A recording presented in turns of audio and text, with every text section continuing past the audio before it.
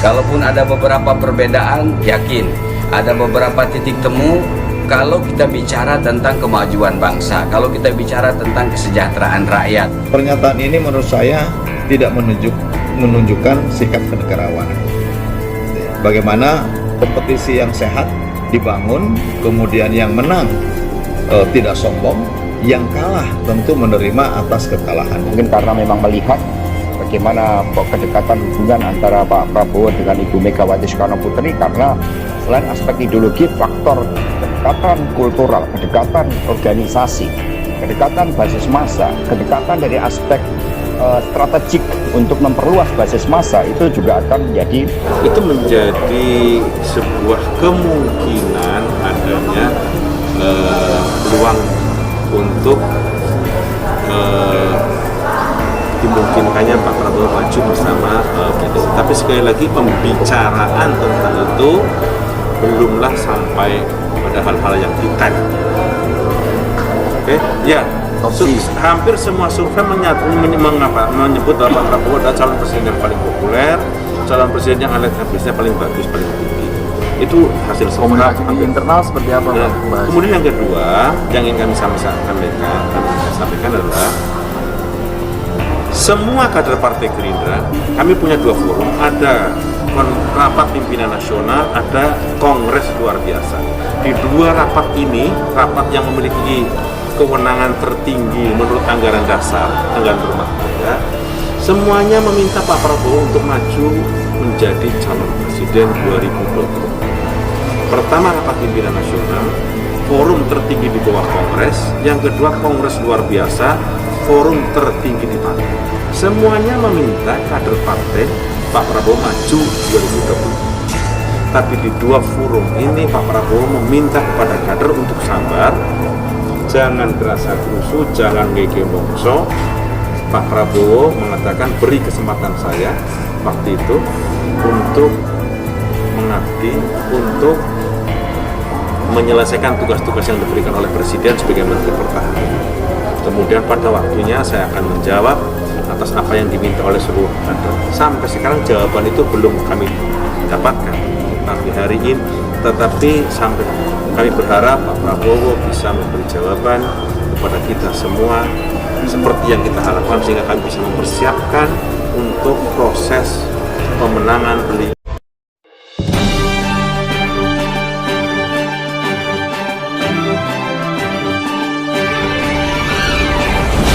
Koalisi PDIP Gerindra terancam batal. Prabowo hanya ditawar jadi cawapres. Jakarta, koalisi PDIP dan Gerindra terancam tak akan berlangsung di Pilpres 2024 mendatang.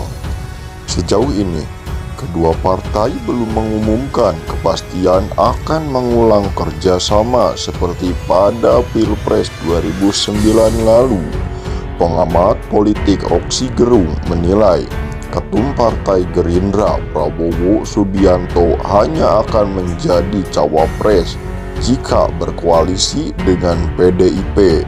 Hal itu disampaikan Rocky merespon PDIP yang menutup kemungkinan koalisi dengan beberapa partai politik. Ada semacam kepastian bahwa Prabowo hanya akan ditawar sebagai wakil presiden oleh PDIP, kata Rocky, dikutip dari channel YouTube Rocky Gerung Official Sabtu 25/6.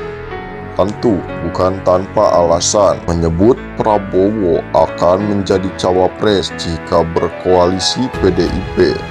Sebab, kata Rocky, PDIP telah menegaskan akan mengusung kader internal untuk maju pada Pilpres 2024.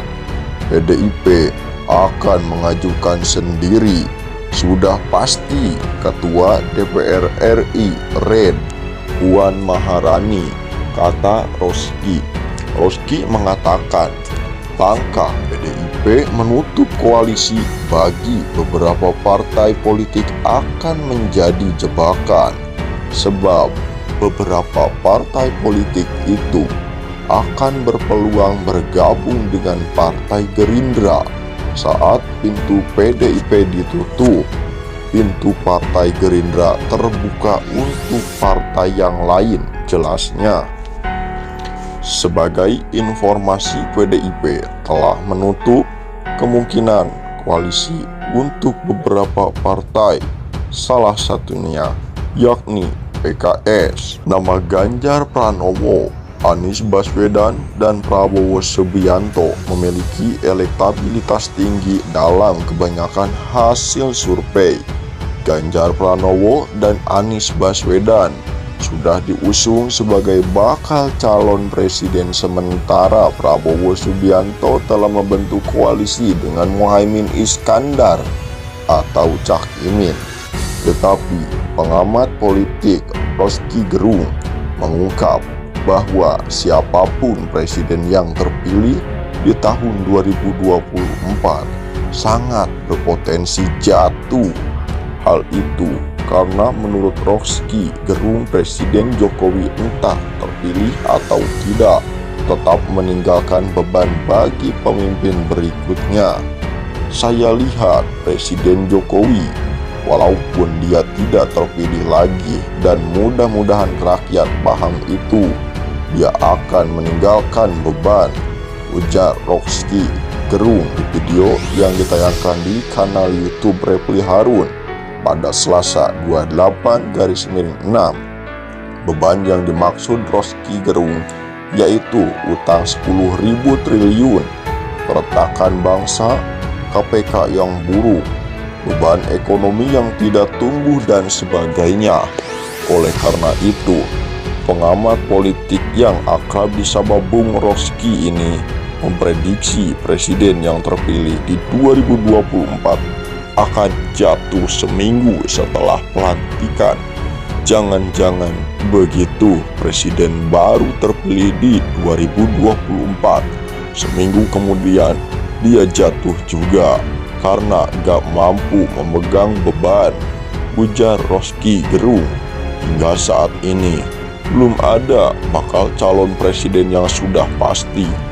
Namun Ganjar Pranowo, Anies Baswedan, dan Prabowo Subianto merupakan tokoh yang paling sering disebut. Isu mengenai wali kota Solo Gibran Rakabuming Raka yang akan maju Pilkada DKI Jakarta 2024 mendatang santer dibicarakan belakangan ini.